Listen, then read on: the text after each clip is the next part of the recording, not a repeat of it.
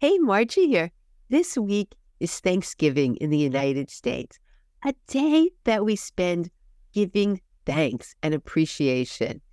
And right now, I had just gotten over having COVID, and I am so grateful and appreciative for my good health that I realized that gratitude is also good medicine. So today, what I did, I invited my husband, Dr. Craig Bissinger, who's an OBGYN in New Jersey, and I invited him to join me on the podcast. And together, what we did, we discussed the health benefits of gratitude, what the research has shown, and what are some of the best gratitude practices that we can put into our lives to have the biggest impact. So this is full of lots of great information. Stay tuned. Welcome to the podcast, Craig. Thank you so much for joining me in this conversation. I know gratitude is something that you practice on a regular basis, so I thought it'd be more fun if you were here as well as we go through some of the gratitude practices that I really believe can make a big difference in people's lives.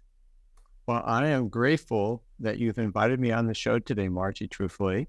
And of course, I like to ask you a few questions because you're the guru on all things about gratitude. But what do you think when you think of the word gratitude? What does it mean to you?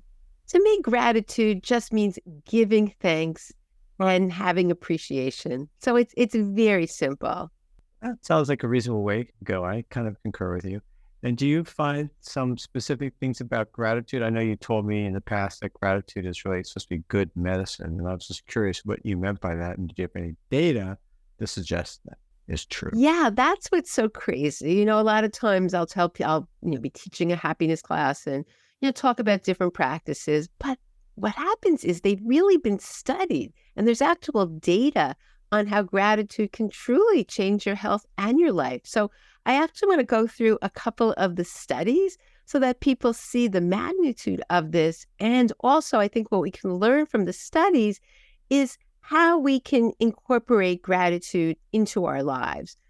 How we can even magnify the effects of gratitude in our lives. So I'll start with a study that was done in Brazil that was published in 2019. And it was over 1,300 people. And they assigned them to three groups. A group that wrote about what hassles they had that day. A group that wrote about just 5 events, whether good or bad, that happened that day. And a group that wrote 5 things that happened during their day that they were grateful for. And they did that for 14 days, really listing moments that they were grateful for.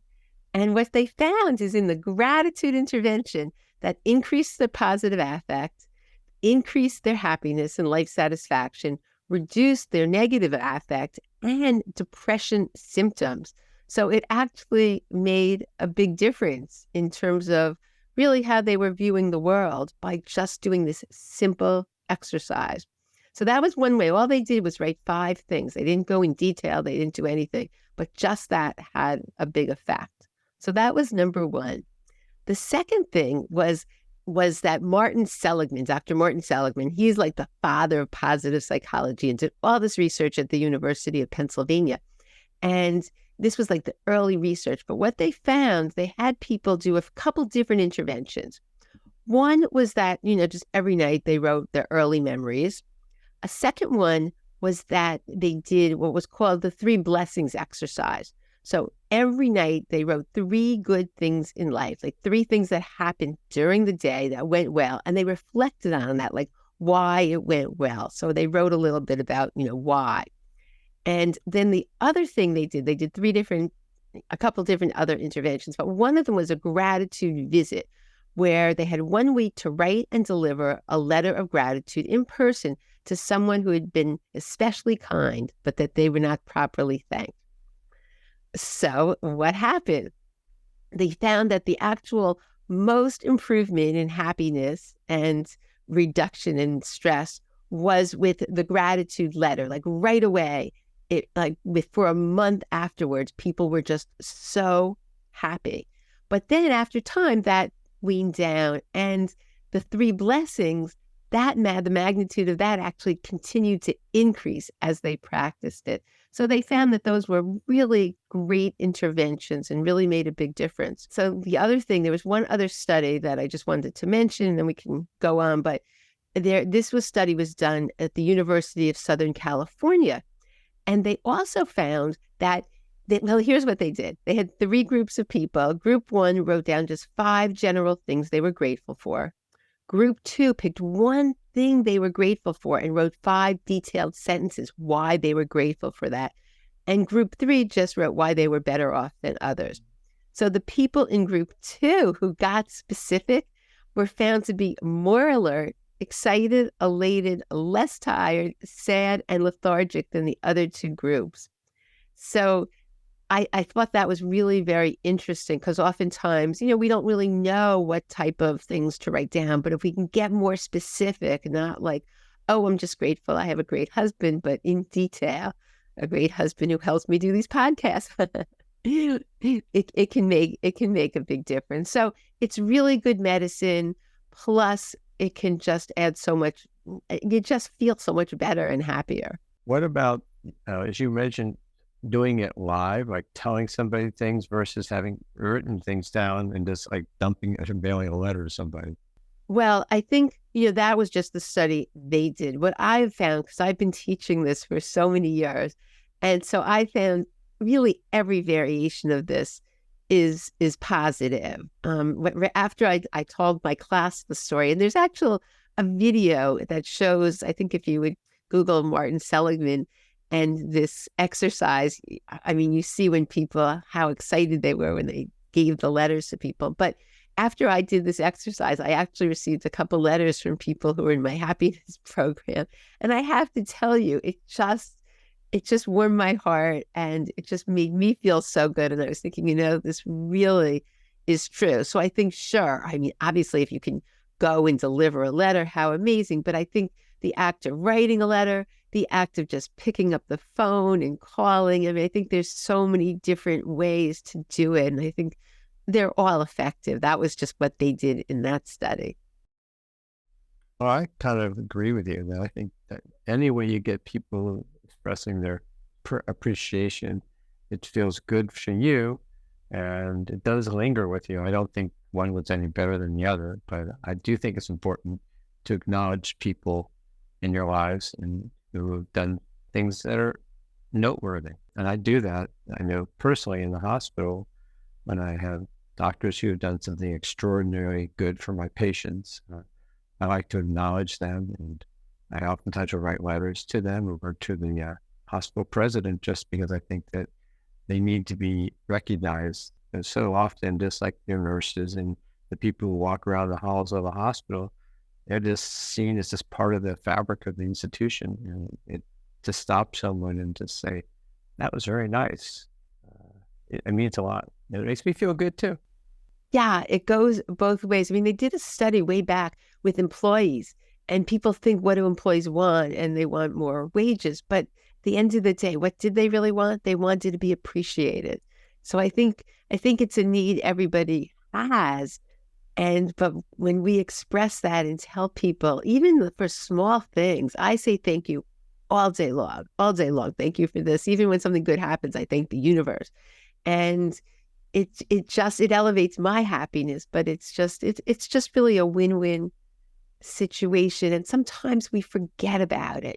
Sometimes we just are so busy in our lives and we almost forget how much that little bit of thank you and taking that extra time to say why we appreciate what someone did makes all the difference in the world. Well, I think that study also looked at the amount of money you made and satisfaction. And I think there's a certain point where money just didn't do it anymore. And it was the need for the positivity and the happiness and the gratitudes that really made your life better. Isn't it? It's so very true that, a lot of people think in terms of the happiness, like if when I make more money, I'll be happy. And when I do this and that was never shown. That was, Right. it's an internal job, and it's not, 10% is based on these external factors in terms of your happiness. So yes, that's, absolutely. So from a personal point of view, I understand a little bit, but what about from an institutional point of view, how that may be applicable into a workplace or in your job kind of places? Can you add some kind of context and Yeah, pause about that to me? I think every aspect of your life, wherever you can tell someone why you appreciate them, is going to elevate them. They feel good, but then you're going to feel good too. As I said, it's a two-way street. So I just think really every part of your life. But there are practices that can be instituted as well in terms of like on Thanksgiving. I mean, that's why we're doing this. It's Thanksgiving in the United States coming up. And so gratitude, it's a day that we really stop and think what we're grateful for. We're grateful for the food. I mean, there's so many things, regardless of how many things aren't going right, there's always things that we can be grateful for. So on Thanksgiving, I know our family, we go around the table and we all, every year we pick one thing that we want to share that we're most grateful for. And then we all decide what word we give him one word. And then we write it down. We keep a list. And then the following year we go back. What was our word last year? And it's just, I think this year it's going to be health for me, at least. But, there are practices. There's a practice called, I mean, there's a couple different ones, but there's one that you can practice in an institution, in a family, in a group. It's like the appreciation game. And everybody just goes around the table and says each person, what they appreciate about that person. And it's just a great way to improve relationships. And everybody will feel so good at the end of it. And I think that's one way that the appreciation practice it's great for couples too, right? Like if we're annoyed with each other, all you need to do is go back and forth saying something you appreciate about the other person, and they say that about you. And all of a sudden, whatever you're upset about sort of disintegrates, because in the attitude of gratitude, the stress just can't survive. That's the beauty of this. It's the antidote to stress. And, we live in an extremely stressful society. So the more gratitude we can incorporate, the better. And I think we also just point out the fact that oftentimes when you think about your family and friends or people, you tend to think about some of the negative things too much. And you don't sit there and recognize and think about the positives, which so far outweigh those other annoying factors about the person. And I agree with you that it's a nice thing to recognize people. And I love the idea that you said about going around the room and everyone seems to be nice about you. I could use that sometime. Oh, we can all use that. There's nothing that feels better. All of a sudden, when you realize that how you're appreciated, it's just, I mean, whenever I get a note or I had the summit, and I can't even tell you, and even the listeners, I appreciate all the comments, good or bad, but I just, whenever I got so many people thanking me for the summit because it put them on their track, or even the podcast because they heard someone and they realized something they weren't doing. And I just was so grateful that they took the time to let me know that, because it really does make a big difference. And so, yeah, I just have to say, I want to comment on what you said about, looking at the positives, because when you're in a family situation, and there's a lot of stress around the holidays, and not everybody loves every member of their family. I mean, that's just the way it is. And so, oftentimes it's accompanied by stress. And so one trick that I find that's so helpful in general is that when you look at someone, look at them through the lens of what is good, what is positive, what do you appreciate about them, instead of all their faults. Because it's easy to say, that was so awful what this person did to me this year, and that's so awful, and you can go on and on. But instead, let it go and say, you know what, that was really kind what so-and-so did for my mother, or whatever it is. And it will just change, I mean, truly dramatically change your experience when you just let the other things go and look at people through that lens of what you're grateful for about them, or what's their special sauce or something kind and nice they've done. I think that sounds wonderful. I'd like to drink some of that sauce. The other practice that I think we can put into our lives that I do on a regular basis is, as I said, we get so busy, and I have to do practices. It's not like everything comes naturally to me at all. And so I've had to really institute these practices in my life. but to just take a moment and like what we call appreciation breaks. So during the day, just stop, and I love breathing and doing other things, but just stop and think of one thing you appreciate and just like be appreciative or look outside. Oh, it's a beautiful day. I really appreciate that. Whatever it is, if you can just take appreciation breaks, that will magnify the good in your life, which will increase your happiness, but also it will increase just in general, more appreciation throughout the day, which is just so powerful. And when we savor something for like 20 seconds, it even creates new neural pathways. So it's such a win-win situation. Well, what about self-gratitude? I mean, a lot of times we're so harsh on ourselves. Is there a role for it? Can we actually do this to elevate ourselves? Yeah, I think self-love is so important because, we can be so nice to the world and so mean to ourselves. So I think sometimes we can just appreciate, right? Like if you do something good, like appreciate it, stop and really pat yourself on the back. Say, you know what? I appreciate that I did that. But also in terms of sometimes it's just nice to say, what is the nicest thing I could do for myself right now? Just to stop and do something kind and do something nice for ourselves. Because just like you said, so often we don't. I know that's an issue. You want to share? Because I know you've told me numerous times you've helped your patients with an exercise similar to that. Well, yes, first of all, when you have conversations with your patients, sometimes you can feel just tension or sadness or something really deep inside that is there. And you know people for years. And it's delicate because it's really not part of why they may have come for the visit, but you kind of have to kind of inquire a little bit in understanding what's going on with them. And truthfully, a lot of times it's, as you said, difficulty with themselves, the expectations, they don't meet their own expectations. And so I really ask them to take that look in the mirror and say 3 nice things about themselves or things that they're grateful about themselves in their lives to try to help them to step back from the negativity that is surrounding them. And sometimes they start to cry. Yeah. And I guess that's a good thing, but I never want to make them cry. But yeah, it's part of trying to be a humanist and to be kind to people. I also think But I have a question for that. What happens then when they come back? Like, have you gotten feedback that was very helpful? oh yeah, before they leave, they're like, it's so helpful. I really need someone to just tell me sometimes because you're just so wrapped up in your own self and you can't see beyond sometimes. So true. And personally, a lot of times, even when I go to work in the morning, I ask myself, what can I do to help other people, to make this day a better day for them? And that's the only way I can find gratitude for myself is to recognize that I can extend kindness to others and help them on their journey forward. So I hope other people are not afraid to think about saying nice things and acknowledge other people. Yeah, it's just so powerful.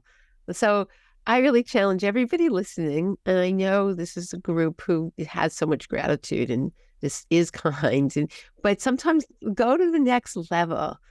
Think, is there somebody that did something nice that you didn't acknowledge? And whether you write a letter, whether you pick up the phone, whatever it is, just do it. What a great way to even magnify Thanksgiving for those living in this country. But just see what happens. I mean, can you imagine for 1 month after somebody wrote that letter, a whole entire month, people were elevated, their mood was better, less depression. I mean, amazing. And so it's extremely, extremely powerful. And then, the 3 blessings, we're writing down what you're grateful for. And again, do what works with you. There's no one way. I think it is good to write the details. They did show that was more effective instead of just saying, do what works for you. If it's better to do in the middle of the day, it's better when you wake up in the morning, just it starts your day off, or better right before you go to sleep, whatever, or just throughout the day. I really believe that it's all good. A lot of people keep a journal too, a gratitude journal. When something happens, they write down what they're grateful for. So I think there's not one way. I think you use the concepts and see what's best. But if you've never tried it, then make some practice. Say, you know what, I'm going to wake up in the morning and I'm going to write 3 things, or before I go to bed. I know numerous doctors who I've interviewed over the years have said to me, that's something I tell my patients to start a gratitude practice. And they've just seen so many health benefits from it. And it's not hard to do. No, and I can remember once in a while I get a letter in the mail from somebody like 10 years ago or longer, and they write you this nice note that they never told you about something you said or you did. And it does make you feel good. It really does. You just brought something up, actually. I don't know if you remember this. There was What? someone I worked with back in Chicago. And Oh, yeah, I know. do you remember this story? We're talking, I'm trying to think how many years ago. That was, 37 years ago or something. Yep. I worked with this woman. And, I saw her as a patient. I was working in a physical therapy clinic, and she had chronic back pain. And I never remember what I did with her, but I guess I referred her to some different things. Anyway, I get a letter like years later, and she found out because someone she knew me somehow. My name popped up, and she goes, "You know what? You have her address." So she writes to me in New Jersey and tells me her entire life was changed because I referred her to a certain person who was able to really help her back pain. It was a different type of therapy. And because of this, she's lived this incredibly full life. So I'm sobbing. Do you remember? I was so touched. Yeah, I remember. I was so touched by this letter. I mean, I just couldn't believe that somebody I just did, I'd worked with, but then I realized I wasn't the right person and just sent her to the right person who completely changed her life. And she's lived a really full life because of that. It was just totally overwhelming. But the point was, she didn't have to do that. We're talking 30. I mean, can you imagine how many years later? And it just really meant the world to me. So it's never too late. That's the point. Never, ever too late.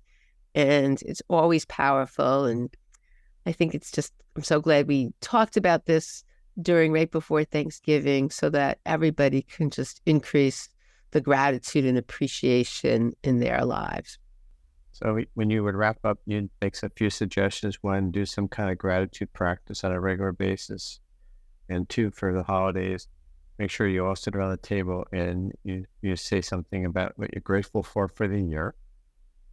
Would you say that's a good thing to do? I mean, that's what we do in our family. You have to see what works in your family. It might not work in their families, but if there are people, even like a small part of your family, that you want to express the gratitude for, again, you figure out what feels good. It has to feel good and feel right, but adding some type of gratitude practice. Or if you're a person with young children or grandchildren, what a great practice to start doing, like sitting at the table and just going around, just start people thinking like that. I highly recommend the appreciation game with everybody. And again, it's the greatest thing for relationships, even just going back and forth. So yeah, so I just recommend really as much gratitude as you want to add to your life, and think about those people that you may want to, that, you haven't said thank you to, and however, just try it. And I'd love to hear from everyone. And I'm so grateful to everybody who's part of the podcast and part of my community. And it really means a lot to me that you listen and trust. And, it's just been such a win-win situation for me. So thank you so much. And thank you, Craig. I'm grateful, always grateful for you and thank you for joining me today and helping spread this message. Well, it was my great honor to be here again, and grateful to all your listeners to open their houses and their lives to listen to me yak along a little bit with you sometimes. It's kind of fun, actually, to get online with you. Well, thanks so much. And thank you, everybody, for being here.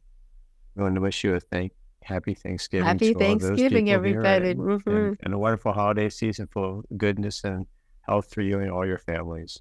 Absolutely.